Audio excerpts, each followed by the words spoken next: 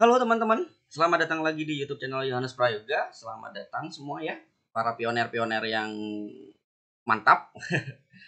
Kita akan melanjutkan video tentang hitungan harga Bitcoin dengan logis. Kan kemarin sudah saya buat nih, kalian bisa nonton di video sebelumnya yang thumbnailnya seperti ini. Ya, hitungan harga Bitcoin dengan logis. Nah, video kali ini sekarang yang aku buat itu bukan tentang logika lagi. Ya, tentang logika sih sebenarnya, tetapi lebih tepatnya untuk memperdalam namanya white paper dan fungsi pi yang sebenarnya, kenapa pi tercipta, dan eh, cara kerja pi secara white paper ya, secara project dari core team. Karena ada komen yang menurutku bagus untuk kita bahas. Dari Cat Lover Indonesia, kita baca dulu bareng-bareng.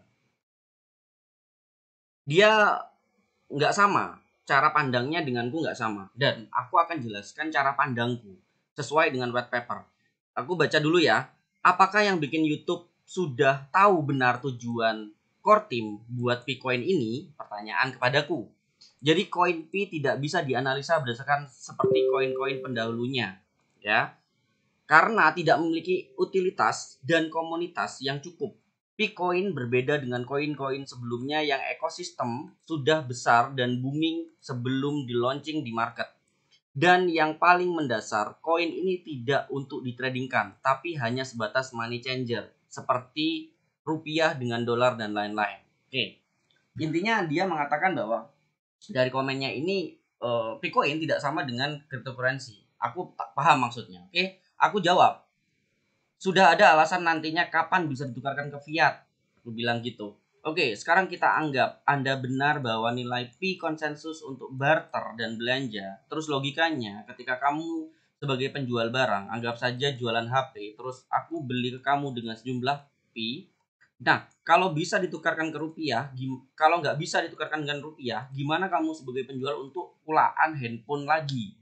Nah, itu udah tak kasih logikanya, tapi aku udah minta izin nih, jika boleh saya buatkan konten selanjutnya. Nah, dia menjawab lagi, oh berarti Anda belum mempelajari Project P Network secara mendalam. Oke, aku terima dulu. Next, ada exchanger khusus tukar ke fiat atau kripto lain, tapi sistemnya money changer, bukan ditradingkan apa ini? Bisahkan akan ada P bank yang tersebar di seluruh dunia. Oke, kita terima dulu, buka semua pemikiran kita. Bitcoin bukan aset komoditi, tapi aset digital currency yang bersifat sebagai mata uang dan layaknya dolar. Kalau boleh saya pinjam nama Pi adalah dolar digital yang akan jadi mata uang digital pertama dan diakui seluruh dunia.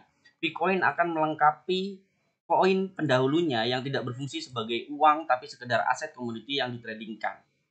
Nah, terus aku jawab terakhir, nah itu berarti kesalahpahaman pengertian dari cryptocurrency itu sendiri. Coba dibaca lagi di white paper, dari white paper. Sudah jelas di sini permasalahan dan terciptanya Pi dari permasalahan tersebut.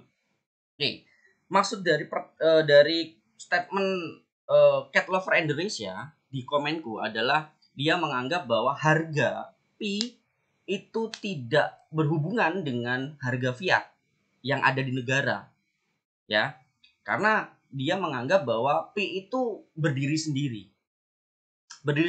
dan tidak seperti mata uang yang di cryptocurrency lain yang ditradingkan itu seperti buy sell, naik turun supply dan demand kayak gitu. Nggak kayak gitu menurut pemahaman Cat Lover Indonesia. Dan dia bilang hanya sebatas money changer, seperti bukan yang ini. Dia bilang ini, next, ada exchanger khusus tukar ke fiat atau kripto lain, tapi sistem money changer bukan ditradingkan. Aku nggak tahu ini apa, ini tulisannya kacau. Bukan ditradingkan, akan ada P-Bank yang tersebar di seluruh dunia. Nah, sekarang gini Mas Cat Lover Indonesia. Kita main logika, nggak usah main logika. Kalau ini kita tunjukkan langsung ke white paper, biar tahu. Oke, ini adalah white paper yang sudah aku buat bahasa Indonesia, cuman nggak mungkin aku bacain semua kan. Aku kasih inti-intinya.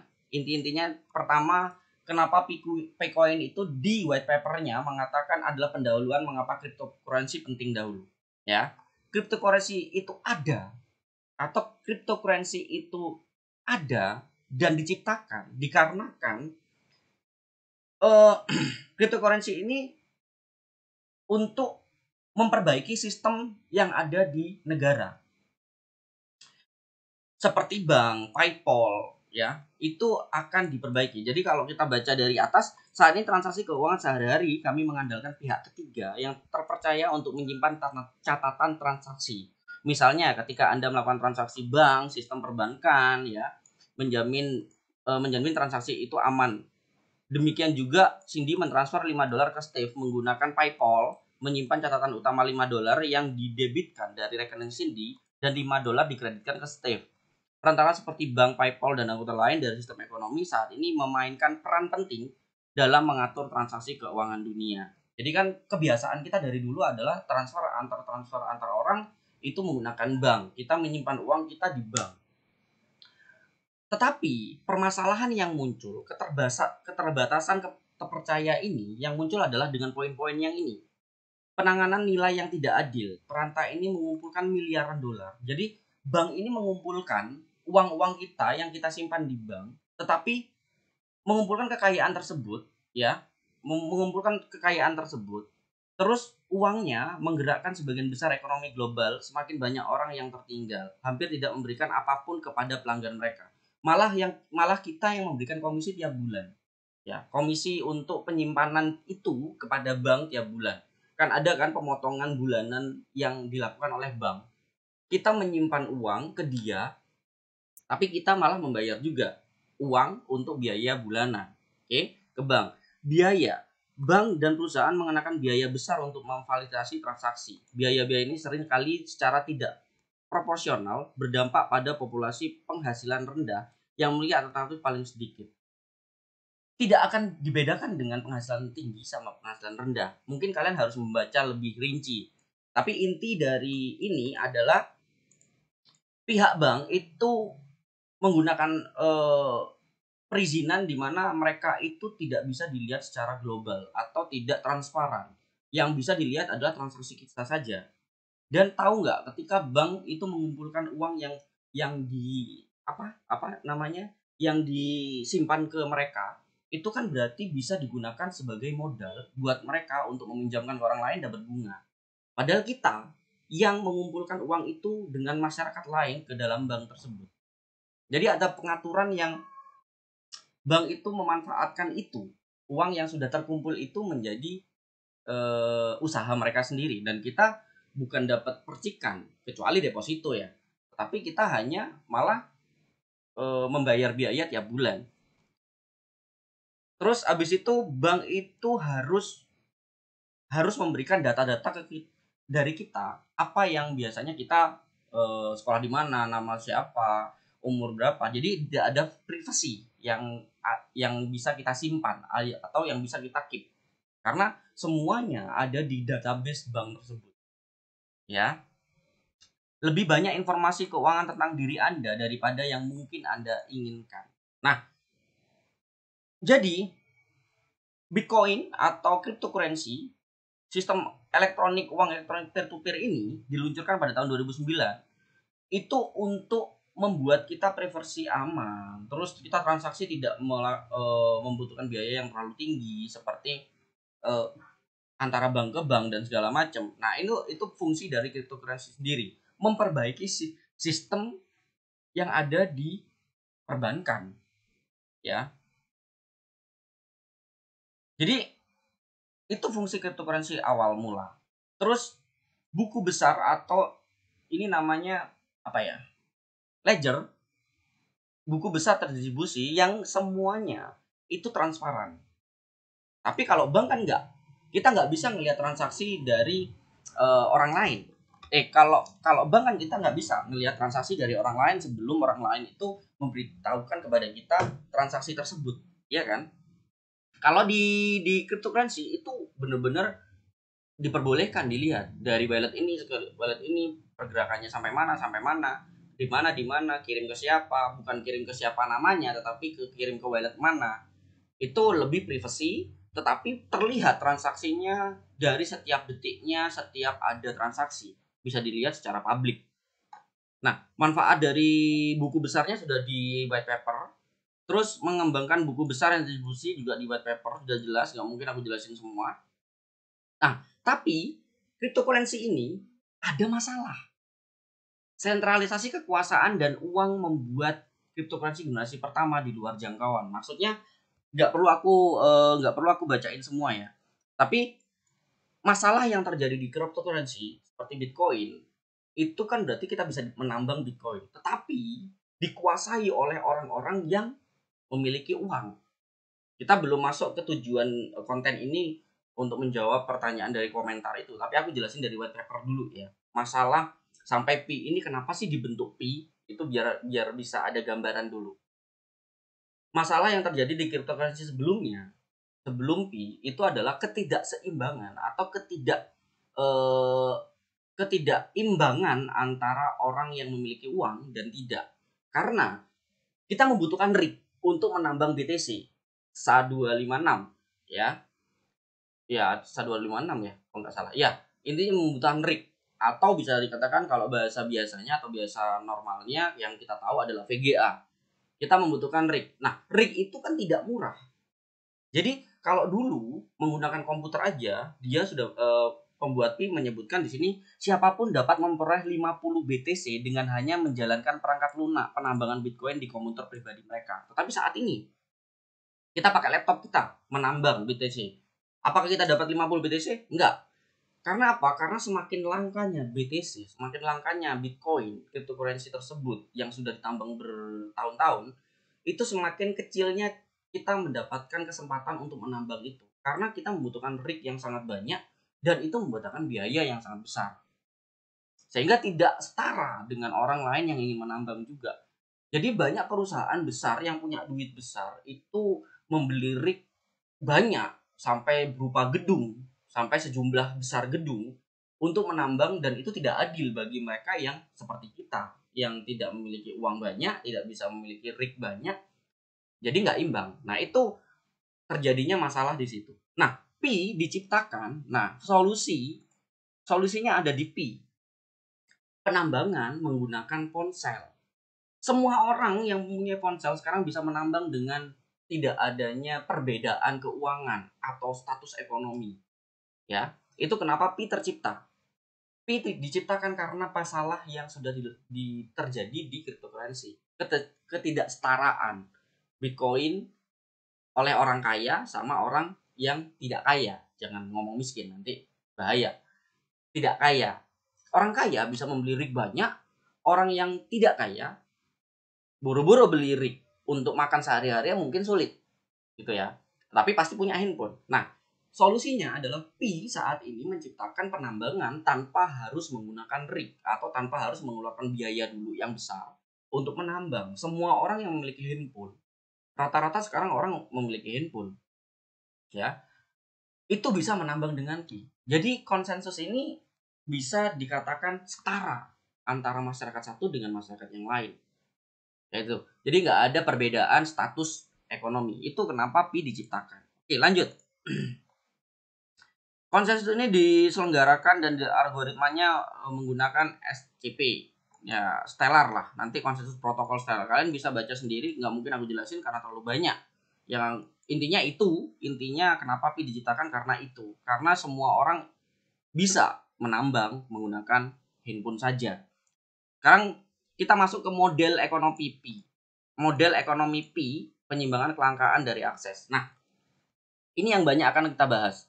Di mana kita ini akan menjawab komentar dari Cat Lover Indonesia. Aku bukan karena nggak paham. Aku mempelajari dalam project ini, project pi.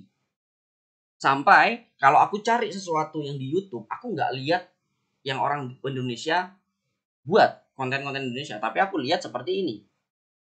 Project yang dikatakan podcast yang dikatakan secara internasional dengan Vincent Philip, walaupun sekarang Vincent ini bukan lagi sebagai timnya dari P-Network. Kalau kalian lihat P-Network, itu Vincent ini sudah tidak masuk di golongan tim, ya.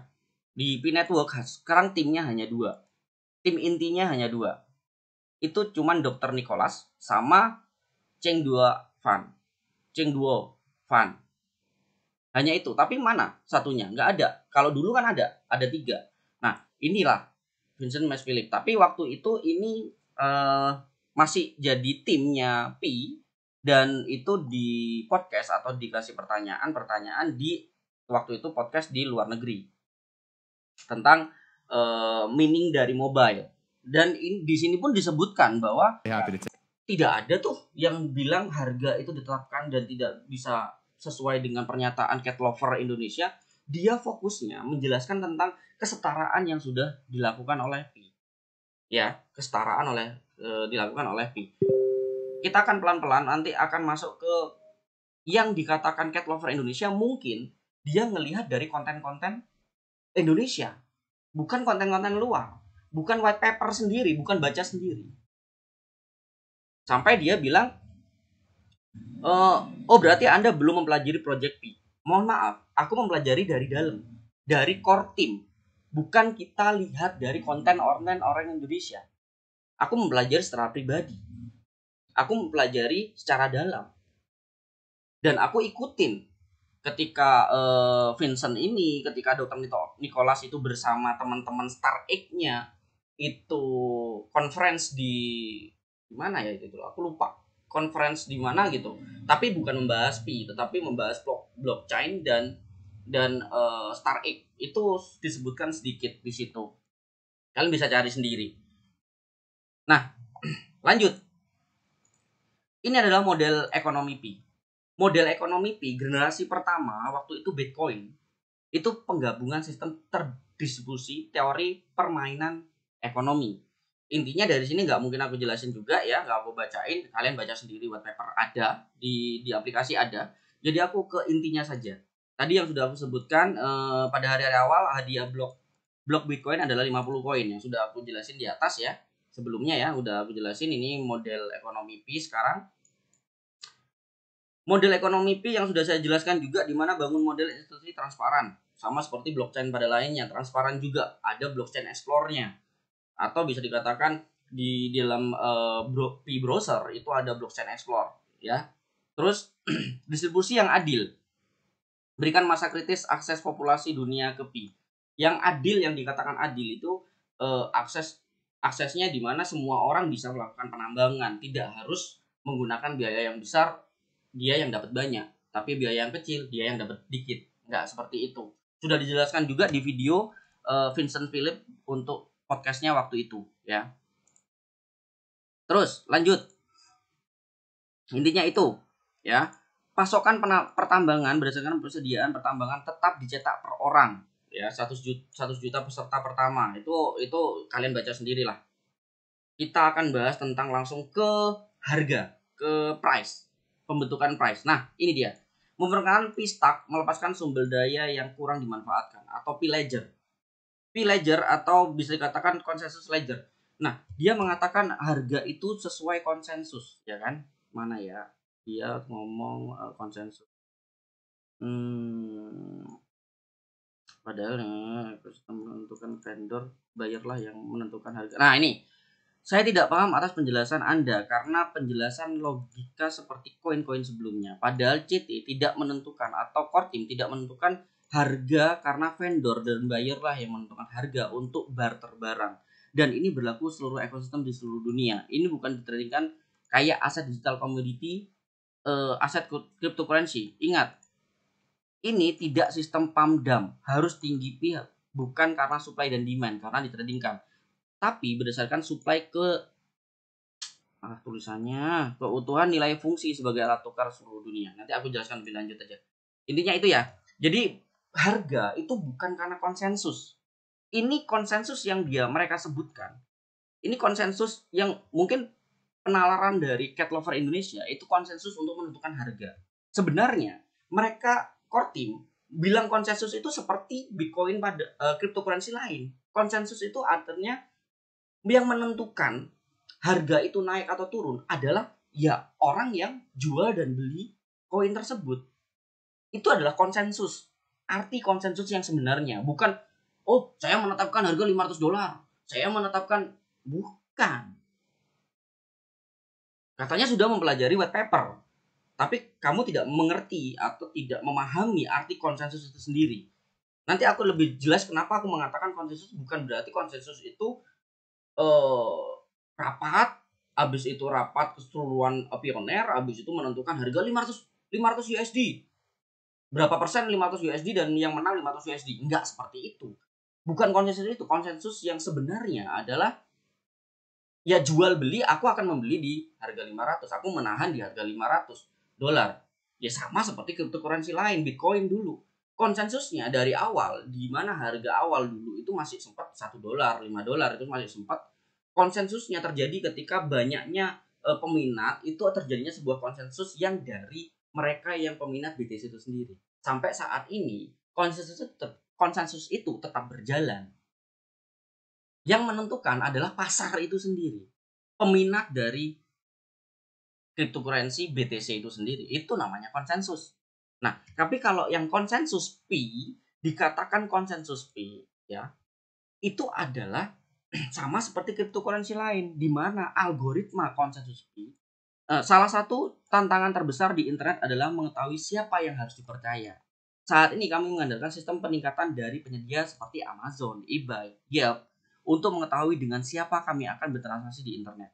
Terlepas dari kepercayaan bahwa kami pelanggan melakukan kerjasama keras untuk menilai dan meninjau rekan-rekan kami, perantara internet ini menangkap bagian terbesar dari nilai yang diciptakan pekerjaan ini. Algoritma konsensus P yang dijelaskan di atas membuat lapisan kepercayaan asli menskala kepercayaan di web tanpa perantara.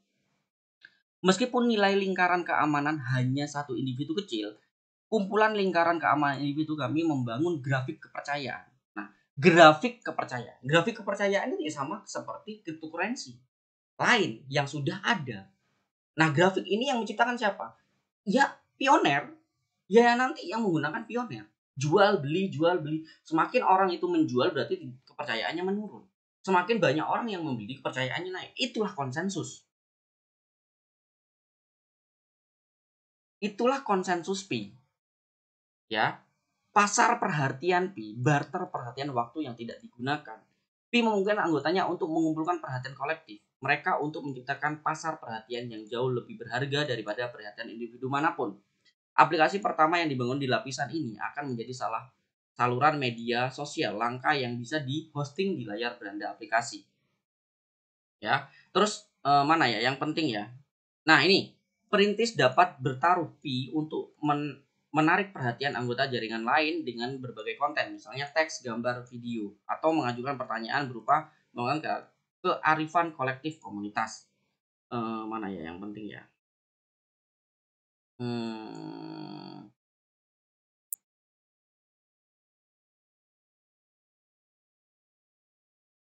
Bentar. Intinya kalau ini tentang toko DAPP. Tata kelola cryptocurrency untuk rakyat oleh rakyat.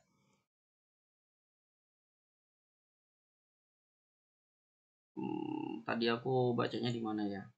Nah, ini. Oke, tata kelola. Yang aku sebutkan kan seperti cryptocurrency lain. P juga akan seperti itu. Tantangan dengan model tata kelola generasi pertama. Kepercayaan adalah dasar dari setiap moneter yang sukses. Yang tadi aku sebutkan di mana kepercayaan atau konsensus itu sama seperti cryptocurrency Bitcoin awal mula, di mana kepercayaan itu meningkat berarti harganya naik. Kepercayaan menurun berarti harga banyak yang menjual, itu kepercayaannya sudah menurun. Nah, konsensus itu yang dilakukan oleh P. Nah, ini sudah disebutkan jaringan generasi pertama. Dari sini dulu, kepercayaan adalah dasar dari setiap sistem moneter yang sukses. Salah satu faktor terpenting untuk menimbulkan kepercayaan adalah tata kelola atau proses di mana perubahan diimplementasikan pada protokol dari waktu ke waktu. Waktu ke waktu, sama ya, seperti yang aku sebutkan tadi. Terlepas dari pentingnya tata kelola seringkali menjadi salah satu aspek yang paling diabaikan dari sistem ekonomi kripto. Jaringan generasi pertama seperti Bitcoin sebagian besar menghindari mekanisme tata kelola formal atau on-chain. demi ke mekanisme informal atau off-chain yang timbul dari komunitas peran dari desain insentif. Dengan sebagian besar ukuran, mekanisme tata kelola Bitcoin telah cukup berhasil memungkinkan protokol untuk bertumbuh secara dramatis dalam skala dan nilai sejak awal. Nah, itu yang dinamakan konsensus. Di mana Bitcoin juga melakukan sebuah konsensus. Harga saat itu masih $5. Konsensus awal di mana ya pasar sendiri yang menentukan konsensus itu. Bukan berarti aku mau Bitcoin harganya $1.000. Ya, kamu tidak bisa semena-mena seperti itu. Caranya ya kamu belilah Bitcoin dengan harga yang sudah ada saat ini sampai menuju ke $500. Tapi nanti ketika $500 yang punya Bitcoin lain itu menentukan, aku udah cukup dah, aku jual lah $500. Itu konsensus lagi di mana menurunkan harga. Ya. Salah satu contoh terbaru dari tantangan ini adalah pertempuran berkelanjutan antara Bitcoin dan Bitcoin Cash. Perang saudara ini berakhir di percabangan di mana blockchain untuk memegang token garpu kertas bersifat inflasi dan dapat mengancam kepemilikan mereka. Maksudnya adalah siapa yang memiliki lebih banyak koin itu adalah ancaman untuk terjadinya inflasi. Inflasi itu ketika mereka sudah merasa cukup di harga tersebut, dia akan menjual semuanya sehingga harga-harga yang sudah lalu itu akan menurun. Nah, sekarang masuk ke tata kelola Pi. Ada 2 fase tata kelola Pi. Dalam sebuah artikel menandakan ini berarti fase pertama aja, langsung masuk ke fase pertama. Ini 2 fase pertamanya mana ya? Nah, ini dia. Mode tata kelola sementara kurang dari 5 juta anggota. Jadi ada 2 fase yang Pi akan mengejar 2 fase ini ya. Pi nih. Untuk membangun model tata kelola yang bertahan lama, Pi akan mengejar rencana 2 fase. Model tata kelola sementara kurang dari 5 juta anggota. Sampai jaringan mencapai masa kritis anggota 5 juta, Pi akan beroperasi di bawah model tata kelola sementara. Ingat, model tata kelola sementara. Model ini akan sangat mirip dengan model tata kelola off-chain yang saat ini digunakan oleh protokol seperti BTC dan Ethereum. Dengan tim inti Pi memainkan peran penting memadukan pengembangan protokol dan bla bla bla bla bla sampai bawah. Berarti sama kan? Sama kan yang terjadi? Mas cat lover Indonesia sama kan?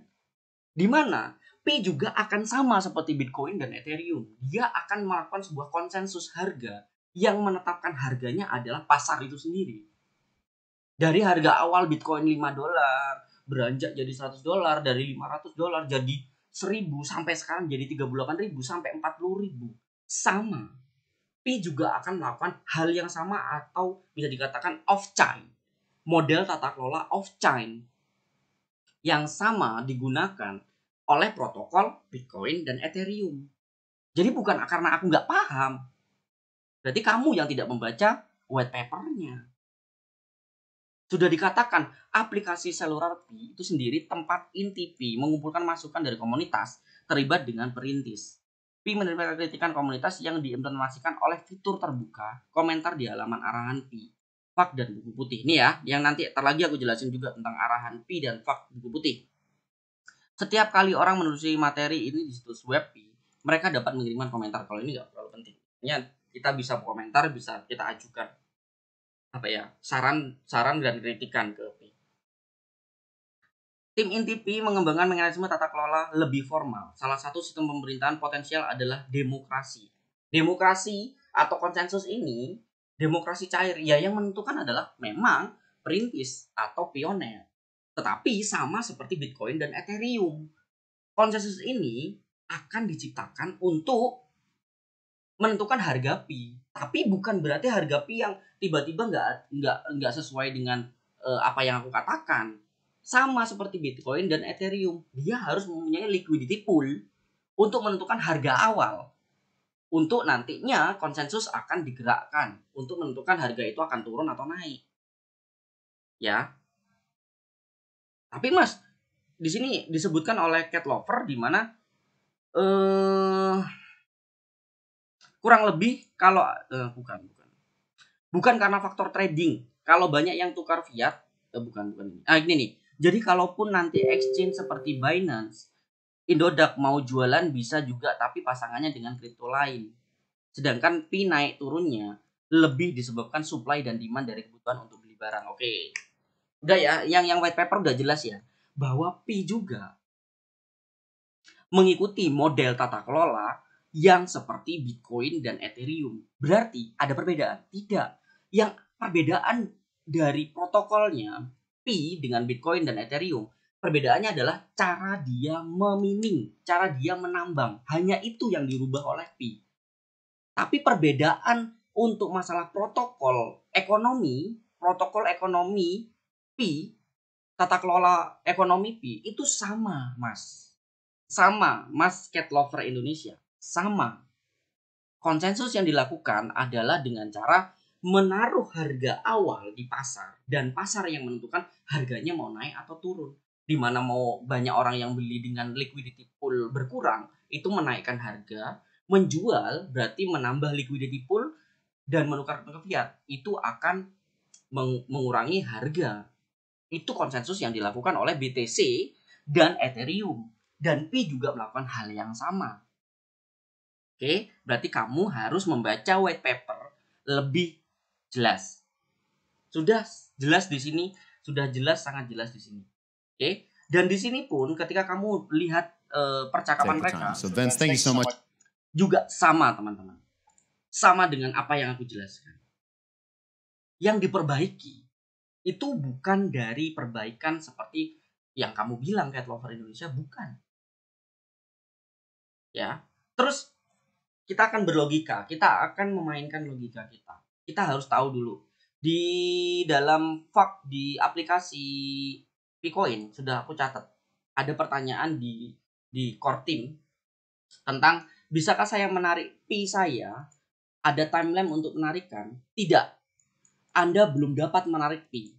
Anda akan dapat menarik Pi atau menukarkan Pi dengan mata uang lain di fase 3 proyek saat ini bertransisi ke blockchain yang sepenuhnya terdesentralisasi. Pi meluncurkan fase 1 proyek pada 14 bulan 3 2019. Selama fase 1, saldo Anda dicatat dengan jaminan dihormati oleh Pi bertransisi ke mainnet atau tahap 3. Transfer Pi dibatasi hingga kami mencapai mainnet. Untuk mencegah aktor jahat, ya intinya kayak gini, ilegal, kami masih menyempurnakan timeline pengembangan tepat untuk proyek tersebut. Jadi untuk saat ini memang harganya masih nol. Harganya tidak bisa ditukarkan dengan fiat. Nah, pertanyaan kedua, kapan Pi bernilai sesuatu atau kapan Pi itu bernilai? Ya, kapan ada pertanyaan kapan Pi bernilai? Kapan saya bisa mengubah Pi dengan uang nyata? Nah, ini yang harus Mas Cat Lover itu pahami. Pemegang Pi akan dapat mengubah Pi dengan menjadi uang nyata. Uang nyata berarti rupiah, USD, euro. Saat mereka membeli barang dan jasa di pasar Pi atau menukar Pi dengan mata uang fiat. Nah, lebih lanjutnya seperti ini. Pemegang cryptocurrency memiliki dua opsi untuk mengubah pemilikan mereka menjadi uang nyata atau untuk menguangkannya. Satu, langsung membeli barang dan jasa dengan kripto mereka atau menukar kripto mereka dengan uang fiat, misalnya dolar, euro, rupiah, pound sterling, ya, Singapura, di bursa mata uang kripto. Ingat, di bursa mata uang kripto. Bursa itu apa? Binance, Indodax, yaitu intinya bursa. Langsung nomor 1, langsung membeli barang dan jasa dengan Pi. Pi Network sedang membangun pasar peer-to-peer di mana anggota kami akan dapat langsung membelanjakan Pi dan membeli barang dan jasa. Kami bertujuan untuk memulai bereksperimen dengan transaksi transfer Pi dalam aplikasi segera setelah Q4 2019. Ternyata udah lewat ya. Nomor 2, tukar Pi untuk mata uang fiat di bursa kriptokurrensi. Tim inti tidak mengontrol kapan pertukaran mata uang kriptokurrensi seperti Binance, Coinbase, Kraken, dan lain-lain memutuskan untuk mendaftarkan Pi. Namun, Pi akan dapat diperdagangkan di fase 3 proyek yaitu mainnet.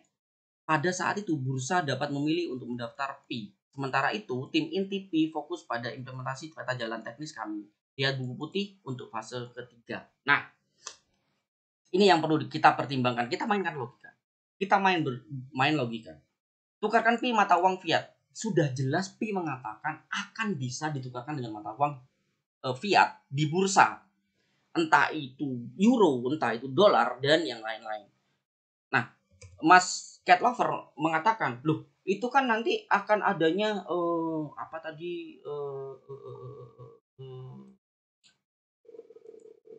money changer dan ada pi bank yang tersebar di seluruh dunia. Mas, Saman dapat info dari mana sih? Kalau Saman lihat di pi itu tidak ada yang mengatakan seperti itu. Memang ada yang money changer, pi bank, tapi setara dengan mata uang negara. Logikanya begini, Mas. Agak sulit sih untuk memberikan logika ya. Oke, aku sebagai memang bisa dibarter ya. Peer to peer yang dia sebutkan ini ya nomor satu, langsung membeli barang dan jasa. Sekarang logikanya, kalau memang dia tidak bisa eh, tidak disempurnakan dengan seperti uang fiat, siapa yang akan membeli uang fiat? Membeli pi dengan uang fiat. Ya, logika. Harga ditentukan oleh siapa sih? Ya oleh yang sudah saya sebutkan di video sebelumnya. Nah, ketika kamu bilang itu memang ada nanti seperti itu ada ketika memang sudah bisa. Dan pi itu konsensusnya bukan berarti konsensus seperti yang Anda bilang seperti rupiah dengan dolar terus abis itu muncul sendiri dengan kepercayaan koin itu bernilai. Kita berlogika seperti ini. Aku adalah jualan di Picoin ya. Di Pi browser aku jualan, aku punya website, Pichain Mall. Nah, Pichain Mall. Kita cari Pichain Mall. Oke, kita masuk Pichain Mall ya. Oh, bisa anggap aja masuk Pichain Mall ini ya. Kita harus pakai browser sih. Kalau pakai ini nggak bisa. Nggak kelihatan subnya harus login dulu. Oke, anggap aja Pichain Mall. Habis itu habis beli barangnya, Pichain Mall itu kan berarti kan menjual barang. Berarti kan dia harus kulaan kan. Ketika kita tukarkan pi kita ke dia, kalau dia nggak bisa menukarkan uang dengan uang yang ada di negara mereka, gimana dia mau kulaan? Masa kamu pergi ke tempat kulaan, saya punya pi ini, kamu kan percaya sama pi-nya, tak tukerkin lagi untuk aku kulaan lagi. Nggak seperti itu konsepnya. Pasti mereka yang jualan, yang pasti jualan, itu adalah mereka punya barang. Barang yang sudah dibeli menggunakan mata uang mereka di negara mereka masing-masing. Nah, habis itu, pi ini dijual dengan harga pi. Nah, ada orang yang membeli dengan pi. Nah, pi ini harus ditukarkan lagi ke fiat untuk nantinya dibelikan lagi barang kulaan lagi untuk stok, untuk dijual lagi. Kayak gitu. Kalau kamu berpikiran bahwa harga pi itu tidak bisa naik turun seperti BTC Amerika, kan nggak akan ada yang bisa dipercaya. Karena itu konsep ekonominya dari Pi sendiri di white paper dijelaskan seperti itu. Mengambil konsep pertama dari Bitcoin yang disebutkan di sini. Nah, ini jaringan model tata kelolanya sementara atau off-chain tadi. Yang mirip, bukan yang mirip lagi, yang saat ini digunakan oleh protokol Bitcoin dan Ethereum. Jadi ketika sama, berarti membutuhkan liquidity pool yang sudah disebutkan di video sebelumnya. Dan liquidity pool itu harus setara dengan uang yang dimasukkan pertama kali. Paham ya? Jadi naik turunnya ya sama seperti Bitcoin dan Ethereum. Caranya sama. Nanti bursa juga akan menempatkan pi sama. Ketika banyak orang yang beli di bursa tersebut ya harganya naik. Ketika banyak yang jual di bursa tersebut ya harganya pi turun. Itu konsep ekonomi. Nggak bisa dirubah seperti yang kamu bilang. Nggak bisa berubah. Kamu hidup di sebuah negara. Sama yang aku tulis di sini. Oke, sekarang kita anggap Anda benar bahwa nilai Pi konsensus untuk barter dan belanja.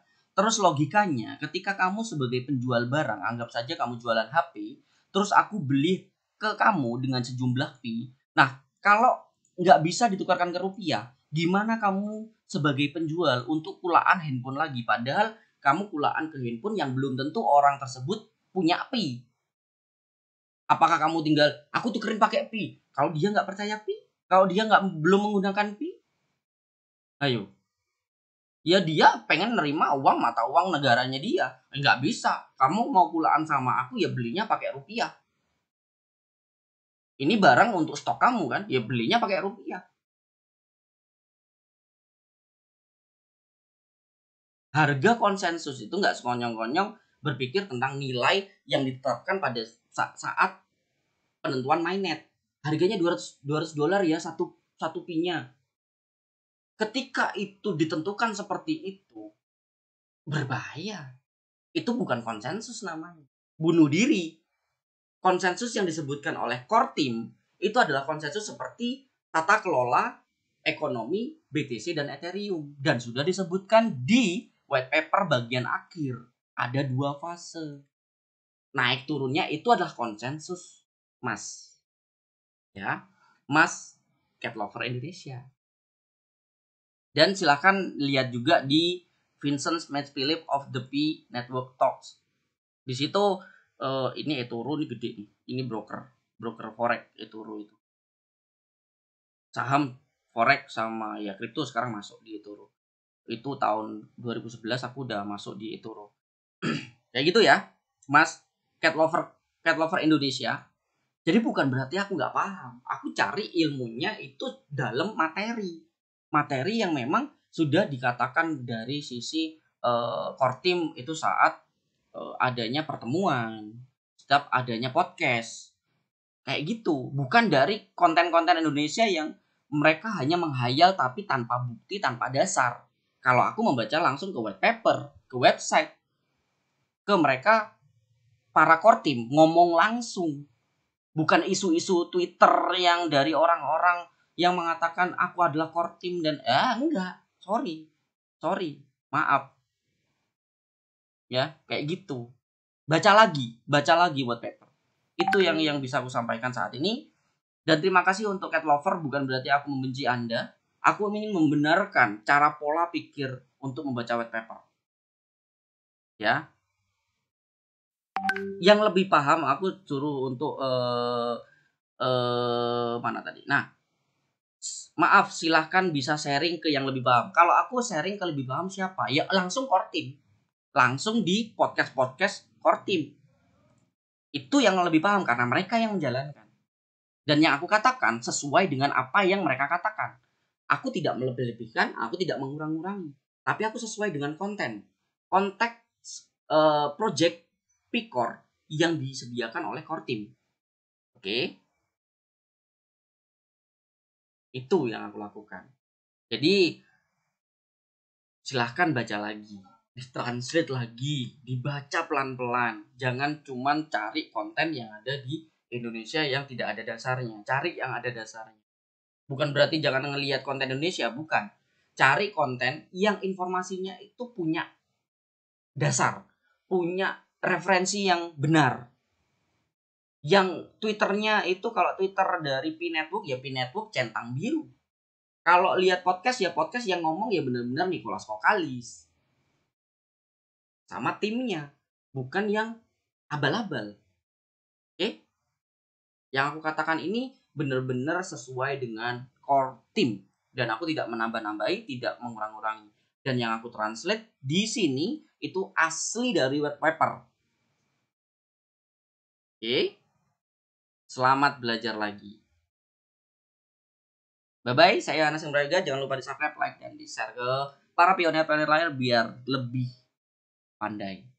Bye-bye.